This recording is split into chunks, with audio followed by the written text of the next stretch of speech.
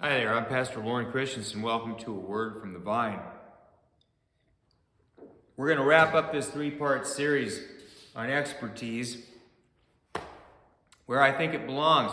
We've been hard on a few people. Now we're going to go a little easier on those people, and we're going to get a little harder on the people that we've been promoting. The weight and the responsibility of expertise. For instance, like on this guitar, if I were to take this guitar and everything's, you worry about copyrights on YouTube, so I can't do anything copywritten. But all of a sudden, I can try to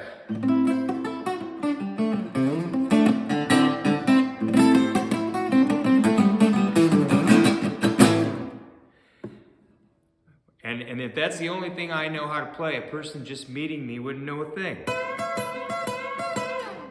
So you do these gee whiz things that so people think you're the coolest thing ever. But can you even, can you play a song?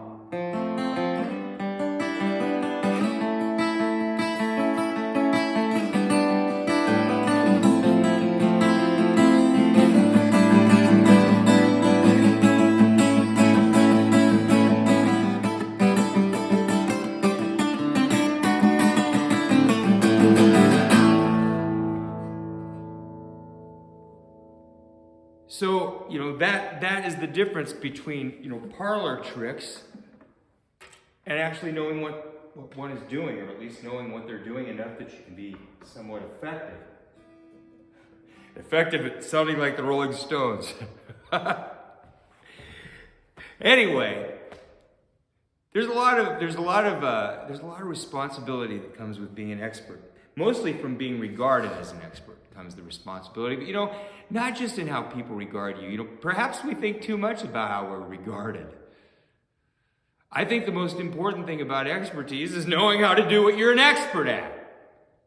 And I think that's what's been lost lately. Because we are a society that seems to be riddled with people that want to convince you they're an expert in something rather than become an expert in something. In Luke 12:48, Jesus says, "Everyone to whom much was given, of him much will be required. And from him to whom they entrusted much, they will demand the more." In other words, when you become the expert, when you're really the expert, people will expect things from you, and they expect them to be right. But here's the good news. Because you took the time to actually learn how to be an expert, it's not going to be a problem. You're going to show up and you're going to deliver them exactly what they need at the time they need it, so they can relax and they can feel safe for a moment in this world. That's really what we're talking about here. We have to go out and be Christ-like every minute of our lives, everywhere we go. And not just how we feel about ourselves and our relationship with God. How we feel about other people and how they feel and how they are doing. And how the expertise and the things that we are gifted in can be a benefit and a blessing to them. I wish as a young man I would have understood how powerful that guitar of mine is for breaking down barriers for the good. I met a lot of friends when I was young, but you're always, not you, me, I was always so busy thinking of how cool I wanted to be so I could show people that I was good and all that kind of thing. You can have the best intentions and still be just selfish as all get out. It's not good. It's not good. It's not good for you, as old George Carlin used to say. So let's not go any deeper. Thank you for joining me for this three-part series. But let's remember, expertise requires knowledge.